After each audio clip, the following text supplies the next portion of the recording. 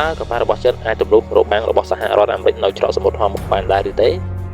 ប្រពន្ធពីមជ្ឈមណ្ឌលស្រាវជ្រាវ Wall Street YT បានរាយការណ៍ថាស្ថានភាពនៅច្រកសមុទ្រហោមុខកំពុងតែក្លាយជាចំណុចក្តៅមួយក្នុងភូមិសាស្ត្រនយោបាយពិភពលោកខណៈដែលមានសញ្ញាបង្ហាញថាកងនាវាចររបស់ប្រទេសចិនកំពុងធ្វើដំណើរឆ្ពោះទៅកាន់ជូនសម្បុកដើម្បីអស់ដំណើរកប៉ាល់ពាណិជ្ជកម្មរបស់ខ្លួន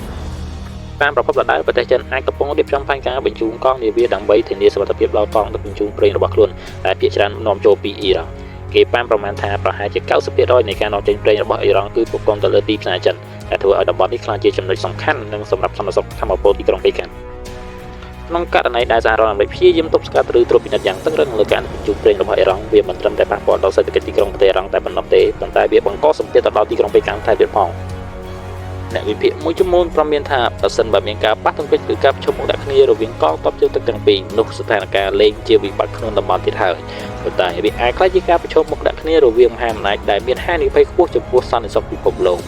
យ៉ាងណាក៏ដោយរហូតមកដល់ពេលនេះមិនទាន់មានការបញ្ជាក់ផ្លូវការពីភាគីពាក់ព័ន្ធទាំងឡាយទេ